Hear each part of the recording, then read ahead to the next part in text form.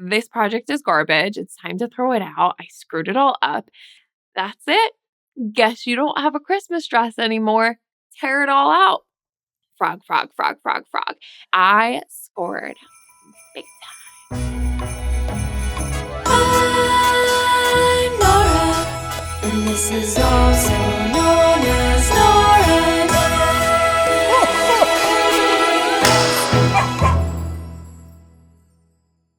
Hello, I'm Nora, and you're watching, also known as Nora Knits. Thanks so much for coming to hang out with me today on another podcast episode. If you follow me over on Instagram, which is also at aka Nora Knits, then you know it's been a little bit of a chaotic week for me. We had some drama.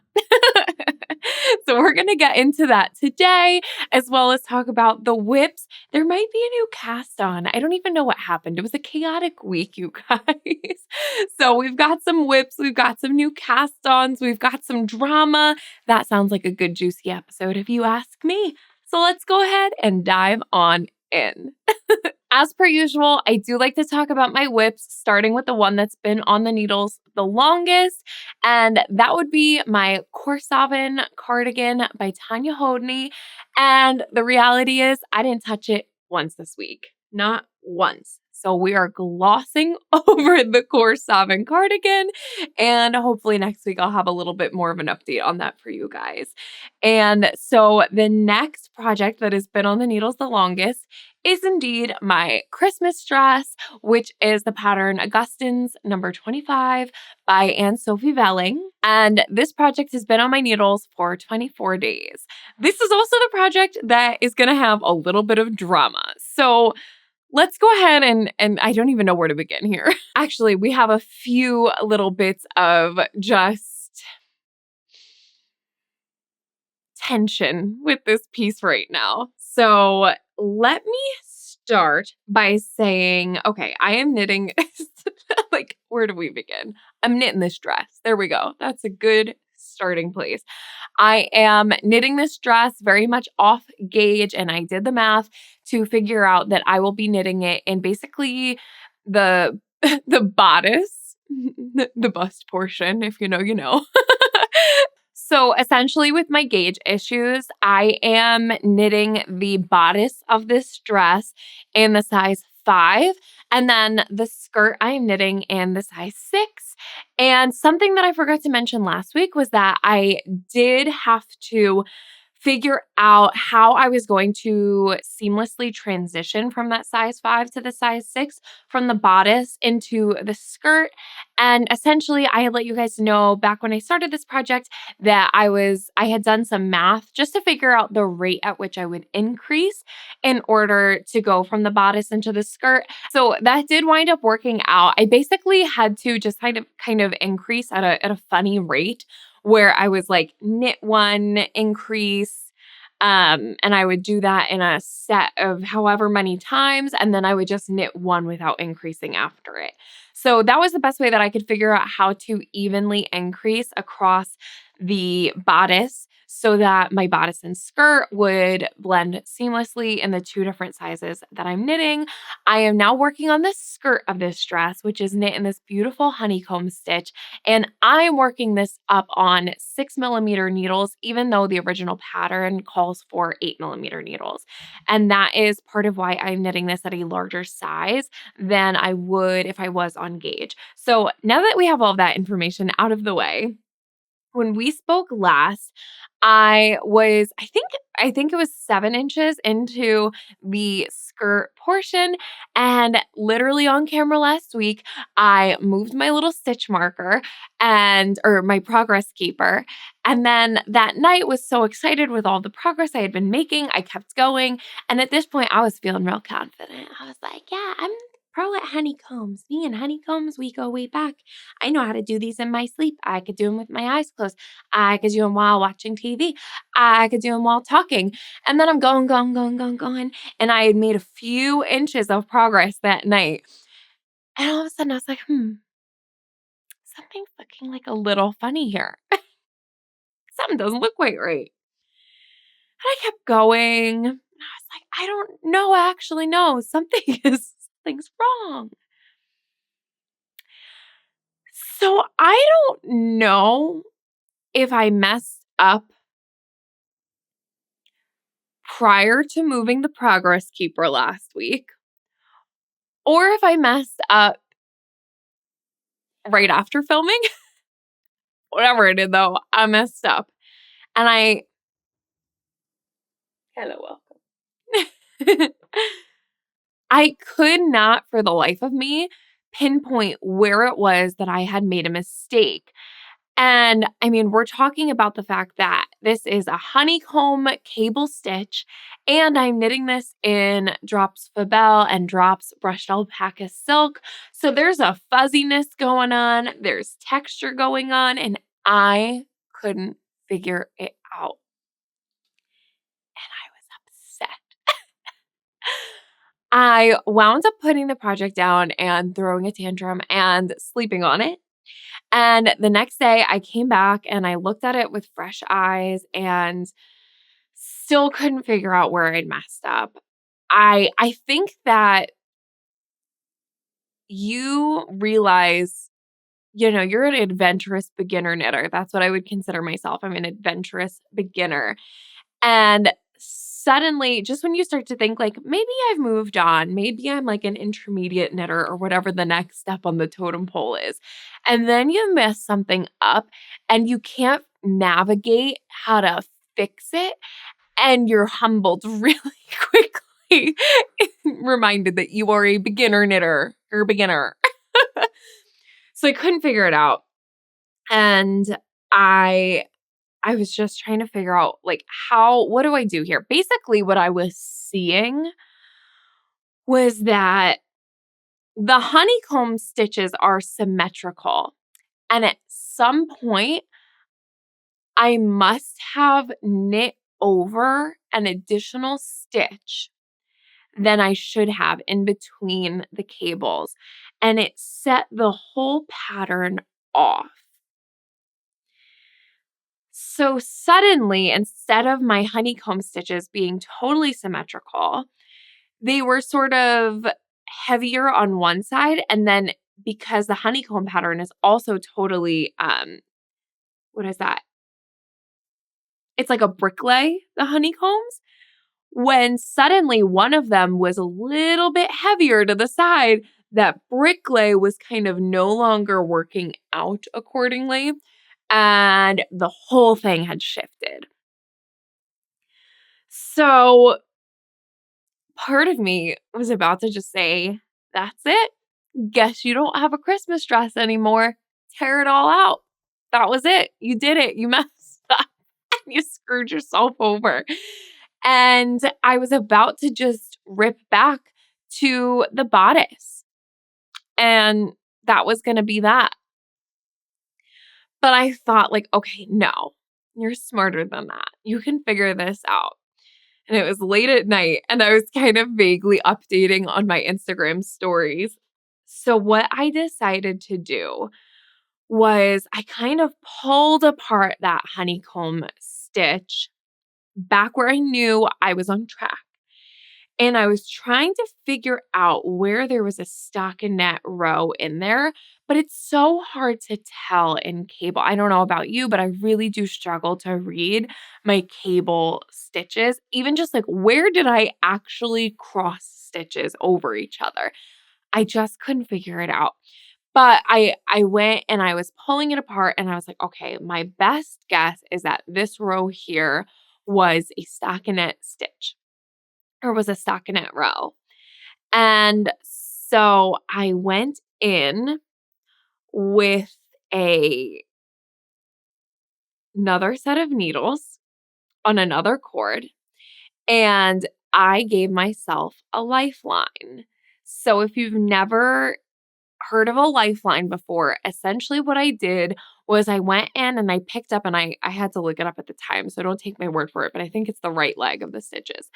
I went in and I was pulling apart the honeycomb and identifying across one row where that right leg was, and I would scoop it up onto the needle. And you basically are just weaving a knitting needle on a cord all across one row. And It's a lot easier when you're just dealing with stockinette to identify that one row and stay straight across. But a lot of times I know I have found that when I've tried to do this, I wind up kind of going, wee, and picking up stitches from other rows. So being that this was also the textured stitch, it was just, and then the fuzzy yarn, it was so tricky to tell that I was on that right row the whole time. But I decided to just go with it anyway, and I went in and I picked up the whole thing, and this was a full day's worth of knitting that I was essentially then going to be tearing back. So, I did. I put the lifeline in to the best of my ability, and I just started frogging. And you realize how much yarn you've gone through and how much you've really knit when you see it all coming out in front of you. And you're like, please tell me that this is going to work, because the alternative to me at this point was, if this doesn't work, you're just going back to the bodice. And at this point, I don't feel confident in moving forward. I would have given up. So I'm tearing back, tearing back, tearing back, tearing back. And you'll find out pretty quickly if you grabbed some stitches that were on the wrong row, because either if you grab the stitches that were the row above where you were trying to put your lifeline, then you're going to hold up the frogging process. And you're going to have the wrong stitches on your row. You're no longer able to frog, but your lifeline's below it. It gets a little tricky. If you've gone under those, then you wind up, or is that when I don't know. In one of those situations, you wind up having these live stitches just floating about. And one of them, you're held up from the frogging. And I had about 5 stitches that were in either one of those categories. And what I wound up doing was just grabbing those stitches, whether they were free floating, popping them on a stitch marker. If they were buried underneath, so the lifeline was here and those stitches were underneath it, then I just put the ones onto, I put them on a stitch marker. I'm not doing a good job of explaining this, but I feel like it's one of those things that if you've done this, you know what I'm talking about. And if you haven't, you really need to just watch a video. So anyway, if the stitches weren't on the lifeline and things weren't working out, I was just grabbing those stitches and putting them on a little light bulb stitch marker. I'll address those later. Frog, frog, frog, frog, frog. And the mountain of spaghetti yarn is growing. It's very dramatic. And then here I was left with my lifeline and the stitches on it, as well as my few little stitches on their stitch markers. And now it was time to determine what row of the repeat was I on. This is an 8-row repeat to make these honeycomb stitches, and I'm not good at reading. So now I have to figure out where I'm at. And I actually put up on Instagram, like, what do you guys think I should do? How do I figure this out? How do I read these stitches? And the best tip I was given was to knit up a swatch in the honeycomb, and there I could clearly identify what stitch was what, but like, I'm lazy. I wasn't doing that. So I basically just went with process of elimination, right? I have 8 options as to what row I could be on. So I just started out with one and I knit over just a couple of honeycombs and referenced the others and said, okay, no. It's definitely not time to do another cable yet. So let's just do a stockinette row. Sounds good. Round. Stockinette round. So I did that. All right. So we're definitely not on that row. Now let's see this time. If I add in a cable row, what does that look like? Nope, we're not there yet. Okay, undo that. Go back to beginning of round. Knit a stockinette round. All right, sounds good. And I did that until literally a row looked right to me. Until it looked right to put in a cable. At this point, I can identify which way the cables are supposed to go in the pattern. So I was then able to figure out which cable row I was on. And next thing you know, I was back in business. And when I tell you I was proud of myself, holy cow, I could have cried. Because in a few hours, I went from like, this project is garbage, it's time to throw it out, I screwed it all up, to I freaking did it. And that was cool. So suddenly this became my baby, and that's just a really long-winded way of saying that we've made some progress, friends. So now I will show it to you. Now that you know crisis is averted, it was freaky. It was really scary, to be honest. I think, like I said, the difference between being a beginner, adventurous beginner, and actually whatever the next step on the totem pole is being able to identify when you've made a mistake and how to fix it. And so I was really pleased with myself that I was able to figure this out. And so I've really been working hard on this all week. And I, the honeycomb stitch is simple enough that I don't feel like I have to be just giving it my full 100% attention. But it's also, I mean, it's cables. You have to be, it's moving in a rhythm, it's moving in a pattern. So you have to be giving some attention to it. So basically, what I've now started doing is just counting the number of stitches that are involved in the cables. I don't want to give too much information away, and that's why I'm just being really vague. But essentially, when you're knitting a cable pattern, there's usually X amount of stitches that are being scooped up and either brought to the front or back of your fabric, while you then knit across X amount of stitches and then continue to knit the stitches that you had scooped up in the first place. So X plus X equals something. And that's the number that I've been counting just in my head as I go, to make sure that I don't accidentally go that one across the the cables, or scoop up one too many, or whatever it may be. So that's how I'm trying to avoid that now, and so far so good. Okay, here's the progress. Oh no, it blends in with what I'm wearing. Sorry, I was like going festive again today.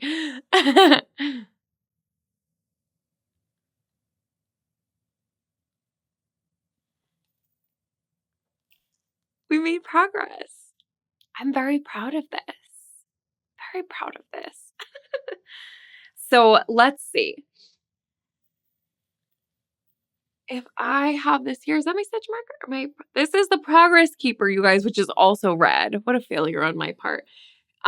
This is the progress keeper right on my pinky there. So I have knit from here to here. Well, no, really, I knit from here to about here, ripped back, and then knit from here to here. So that's a lot of progress for a week, right?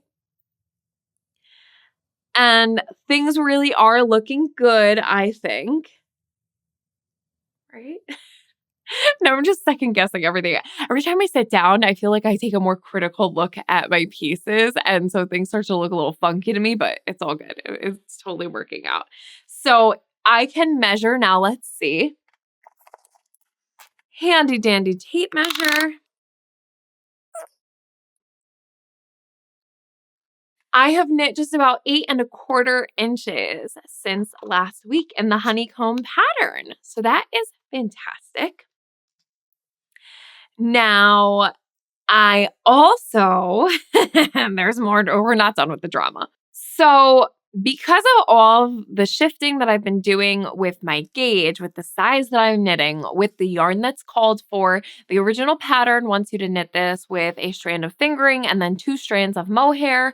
And for just cost reasons, I decided to try and shake things up a little bit and do a strand of fingering and then a strand of the brushed alpaca silk, which is essentially like holding 2 strands of mohair together. The difference being that in the original pattern, there are also sections where you are only holding the fingering and the single strand of mohair at a time. So when it came to ordering yarn for this project, I didn't know exactly what I was going to be doing. I didn't know I was going to be off gauge. I didn't know I was going to be knitting a different size. I didn't know I was going to be knitting with different needles.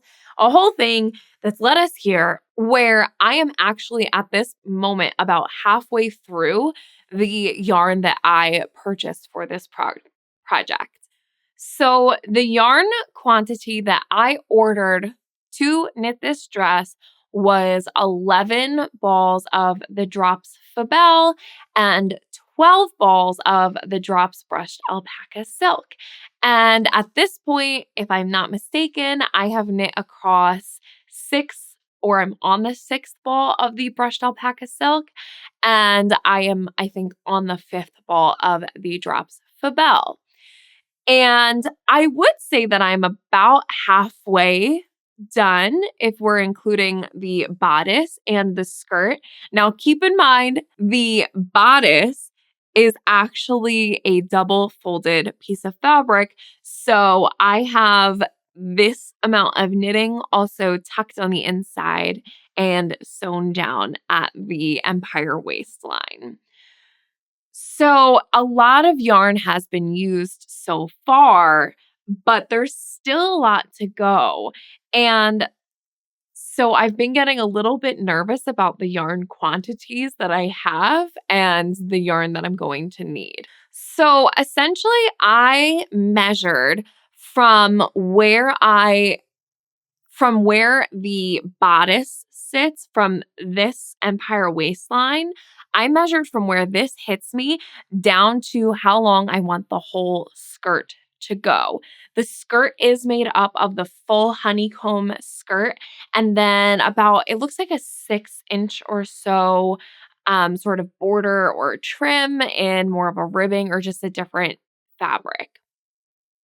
And I am looking for about 39 inches from the empire waistline where the bodice ends down to the overall hem of the skirt. At this point, I have just over 14 inches of the skirt fabric knit in the honeycomb. So, if math is treating me well today, it sounds like in order to get the 39-inch long skirt that I'm hoping for with about a 6-inch hem or border, I'm going to need to knit about 33 inches in the honeycomb stitch.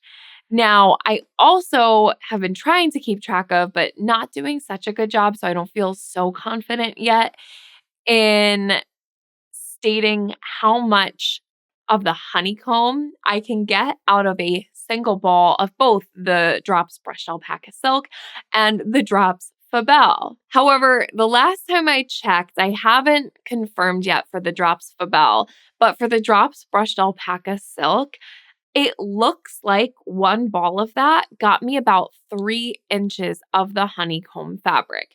So I guess when I was saying it feels like I'm grabbing a ball a day, I wasn't actually exaggerating too much, unless that's totally wrong, which is possible because of when I frogged, I did wind up just cutting some of the yarn to make that easier. So I just want to confirm that from the last point where I know I put in a full ball of the drops brushed alpaca silk and the drops Fabelle, I just want to measure from that point before I firm up these numbers and make decisions from there. If I measure this right now, it says with the needles and everything on it that I've used about 412 grams. So I'm sure that there's a lot more math that can be done here. But basically, I'm not feeling so confident that I have enough yarn left to get where I want to be, especially considering the fact that this pattern does have these beautiful big balloon sleeves, which is a huge part of what drew me to it in the first place. So basically, I need to start making some decisions. I need to actually firm up the number of how much yarn this is taking in just the honeycomb section to see really how much yarn the skirt alone is going to eat up. And then essentially what I'm still going to need for the hem and for the sleeves. And then I need to make a decision. Do I order more yarn and then make this a more expensive dress than it was already? Which it wasn't terribly expensive considering just the mass of this project and the amount of yarn that I ordered. But part of me sort of skimping out on not ordering the mohair and everything that was called for was to save money on this project. That is an event piece. This is a statement dress. This isn't something I'm going to wear every day, so I don't necessarily want to invest in it. But at the same time, is it worth it to just cut it short and then it's not what I wanted and not what I would love? And who's to say that if I wasn't knitting this, I wouldn't have bought a $100 dress for Christmas that I could wear year after year anyway. So I'm having a little bit of a like crisis is dramatic, but there's a little bit of uncertainty around how I'm going to approach the next steps of this whole project. Am I going to cut it short? Am I going to order more yarn and hope that it gets here in time? There's a lot of possibilities here and I don't know where I'm taking it yet. So, I think that it's safe to say in at least the next day, I will have a better idea of how much yarn really is being used and how many inches I'm getting out of each ball of yarn. And then hopefully I can get a better sense of what I'm going to need for the rest of the project. As of now, my plan is still to knit this essentially to a place where if I was going to cut it short, if I was suddenly going to change my mind and make this a short dress, be it to meet the deadline of Christmas or to save on yarn, then I would want it to hit me around at my knee, which means that I'm going to try and get this to a point where it's about 6 inches from that or however long that border. I'll have to check in the pattern. I'm assuming it's about 6 inches. But essentially just knit that 6 inches or so from my knee in the honeycomb stitch so that I can try this on and just see how I feel. Would I be okay with a short dress? I don't know yet. Maybe that's appropriate. Maybe that's exactly what I need. So we have a lot of variables still going. But regardless of all of that, I'm still really enjoying this project. I'm still enjoying the honeycombs. I love how, I mean, look, this thing is just like, it's squishy, it's beefy. Look at all that. This is all going around my bust. Which, yes, with my gauge issues, did I need a double folded fabric to go around my bodice? No, but that's what I did. It's okay. It's going to give it a lot more rigidity. And yeah, that's kind of just where we're at with the Christmas dress. Lots of uncertainty, a bit of drama, a bit of just question marks all around on this one. But overall, I am very happy with it. And let me go ahead before we forget and I'll move my progress keeper so that we have it for next week. All right. Progress keeper has been moved. We will definitely know by next week my plan of attack and how we're going to approach this situation. Like I said, this is the Augustins number 25 by Anne Sophie Velling, and it's been on my needles for 24 days now. All right, the next project that I have has been on my needles for 11 days now, and this is my Muscle Brute by Isolde Teague. I am knitting this in Hedgehog Fibers, Skinny Singles, in the colorway Orca. I feel like now that I've had the progress keeper on the dress, I'm kind of missing it because it is kind of fun to see how much progress I've made on each of my projects. But this is where we are at so far. So if you're unfamiliar with the Muscle Brute hat, this project is knit in one long tube. So it's going to have a crown on one end, a long tube of stockinette, and then another crown on the other end. And then one gets kind of tucked into the other so that you get a double layer hat, but made up of, this is a fingering weight. You can knit it in other gauges, but this will be a fingering weight double layer. So 2 thinner layers of fabric to make one pretty warm, cozy hat. I am knitting this for my boyfriend, and this is the adult medium size, worked up on the 8.5 stitch gauge. And no, we haven't tried this on yet. No, I haven't put it on, try it on tubing. No, I haven't remeasured my gauge. I've just been mindlessly knitting this in the round because that's what this is for me, is my go-to stockinette project that I can just have for when we're watching TV, for situations when I brought it with me to work the other day in case I had a little time to knit. And yeah, just something to grab and go. It is in this really nice black and white and gray colorway. I love the way that the colors are working up together. It is the perfect variegation where there's just little tiny bits. There's no funny striping. There's no funny pooling. It really is just flawlessly variegated, which I'm not surprised with hedgehog fibers. Of course, this yarn is a little bit on the pricier side and it is 100% merino. So we'll have to be, careful when caring for this hat, but that's really, it's very much okay with me. Don't mind doing that, especially for a smaller piece. How easy is that? Sorry, I'm like whipping it around here. How fun. It's like my little pizza. But yeah, I think at this point, if I was just knitting a plain sort of what I would call or refer to as a skull cap, so something that doesn't have a folded brim, and of course, if this was a single layer, then this is probably pretty close to where we would be. So it feels like good progress has been made. I am knitting this on my Addi Turbos in the 3mm needle on a little shorty set because I don't like doing magic loop. And yeah, really, I don't have much to say about it.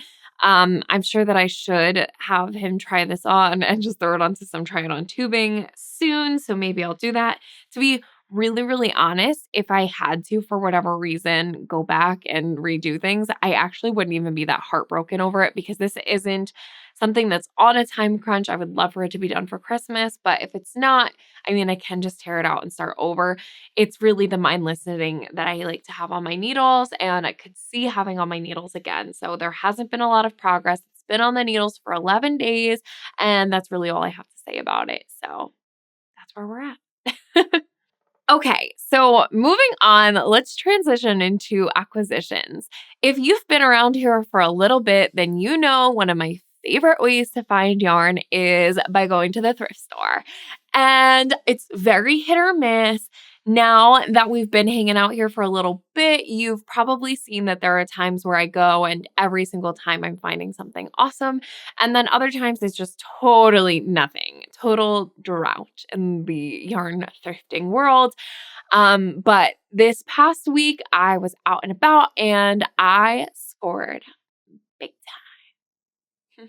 I'm sure many of you are familiar with both the brands Knit Collage as well as Pearl Soho. And I guess at some point they came together and came up with this yarn. This yarn is called Comet. Look at this thing.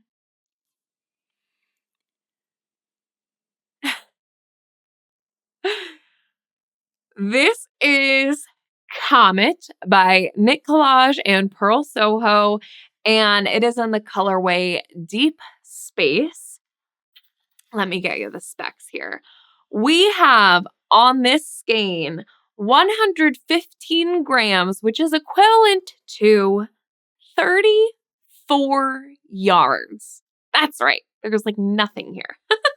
She is a chunky yarn. It says that gauge is about 4 to 6 stitches per 4 inches on US 17 or 19 needles. It's huge. I mean, this yarn is honestly, it's ridiculous. And the makeup of it is 93% wool, 3% mohair, 3% silk, and 1% Angelina Sparkle. I came across 3 of these bad boys. Actually, they were not hanked up. I did that myself because when I found them at the thrift store, they were just in big like loops, just in the big strands as an unfurled hank would be. And they were very unmanageable. So I came across 3 of them. I threw it up on my Instagram to see if you guys thought I should snag it or not. I actually couldn't get service in the store. And so I decided, you know what? It's a good makeup of fiber. I have never knit with something this chunky, and I typically don't like knitting with anything chunky, but I just was, I mean, look at the color of it. Like, she had to come home with me. So yes, I purchased 3 of them. And once I was able to get service, I saw that you guys were like, get the yarn. It's great. Oh my God, it's expensive yarn. You have to get it. So then I looked up how much this yarn would typically cost. Original price for a single skein of this yarn is $56.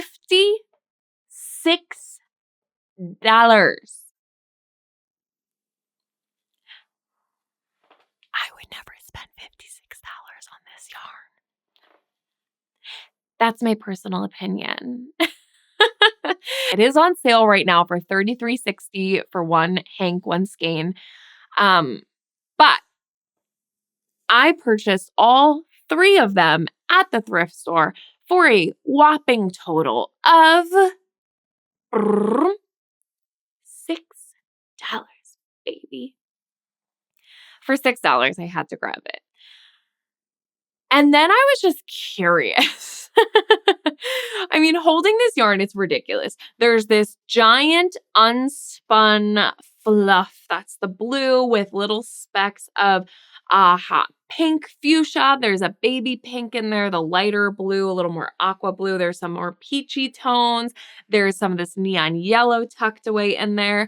And then there are these little like bursts of sparkle or just this like wildly fluffy, fuzzy guy. This incredible royal blue that kills me. Yeah, the sparkle again. That must be Angelina. Hello, Angelina.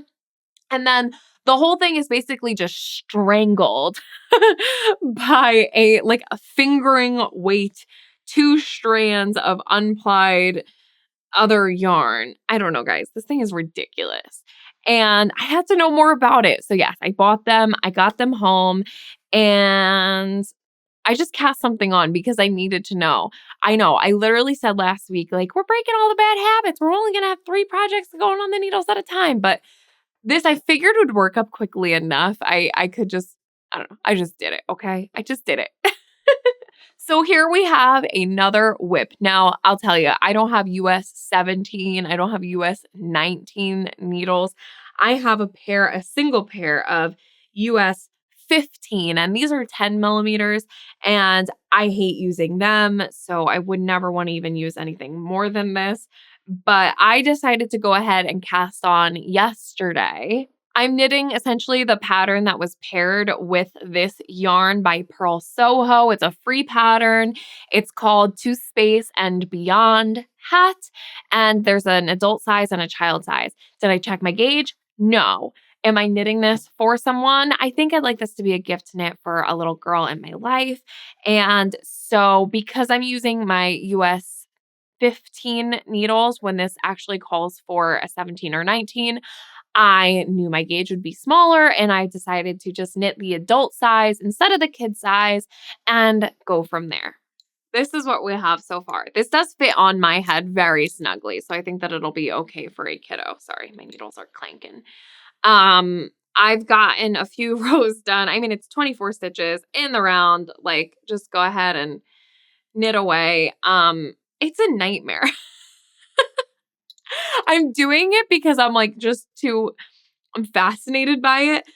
But I'm like, I have a very love-hate relationship. I like seeing all these stupid little colors come through, but I hate doing it.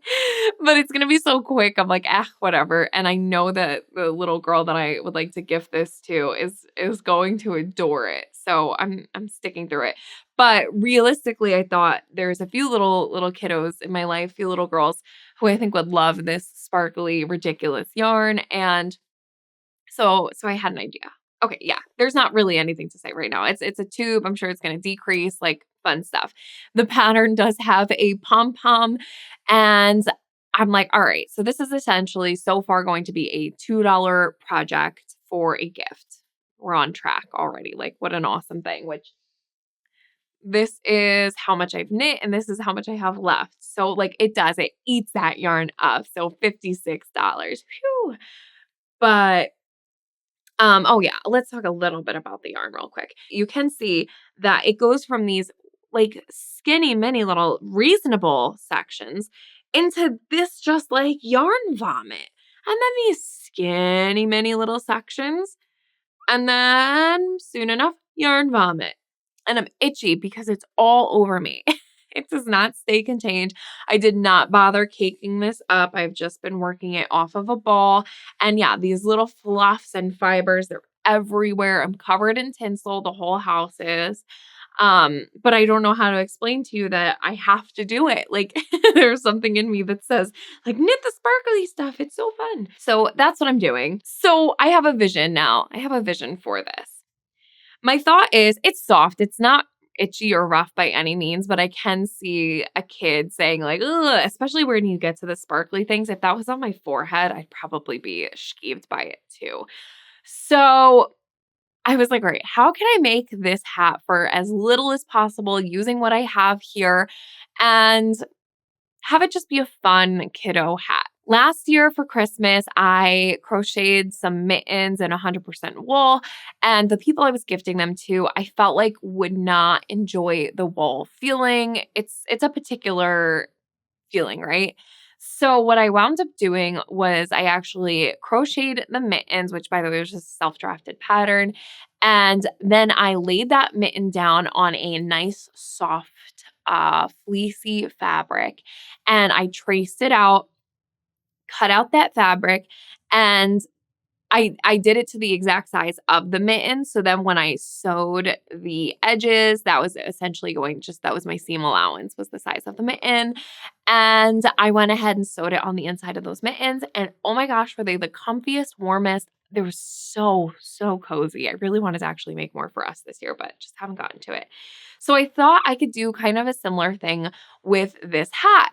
So I have both a sort of aqua-y blue fleece. I also have a baby pink fleece. And so I figured I could knit up the hat, which I'm knitting, like I said, the adult pattern, looking for the kid's size. So I'm going to knit that up. I'm going to trace it out onto, for this kiddo that this one I think is going to be for, she will get the bluey fleece. So I'll trace it out.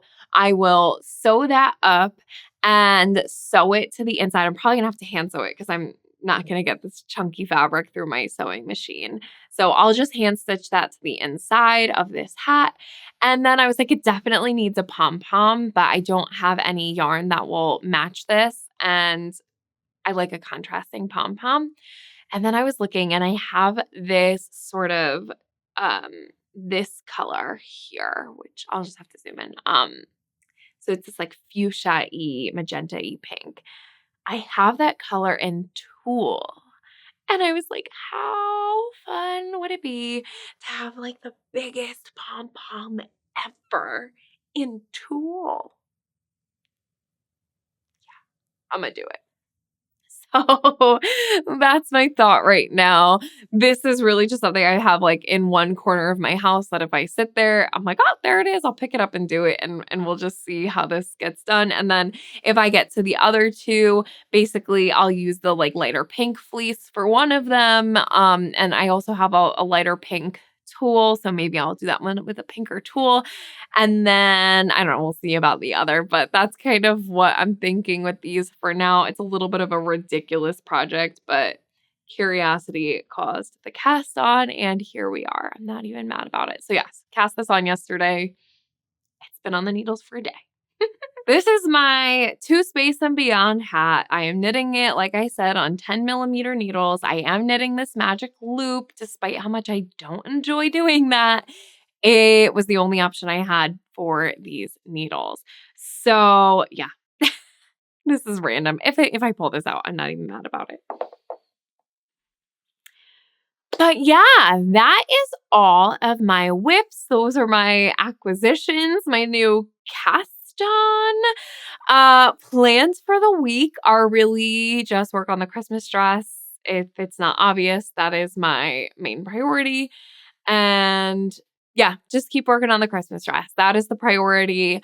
And really the plan is to figure out what's going on with all of my yarn and just my whole I don't even know. So other than that, you guys, I don't know if you saw, but I have posted another video this past week where I was discussing all of the shacket patterns that I am trying to decide between to knit my shacket in the new year. And yeah, that's kind of what's going on over here. I hope that this was an entertaining episode for you. If you like this style of video, then definitely let me know by giving this video a thumbs up. You could subscribe, ring the bell, all those things that YouTube really likes. And if you like to stay up to date a little bit more and get all of those updates in real time as they happen when I start fragging projects randomly on a Tuesday night, then definitely make sure that you're following me over on Instagram at akanoraknits. Other than that, big ol' thanks for watching. I will catch you on the next one. That's it. All right, you guys. Bye.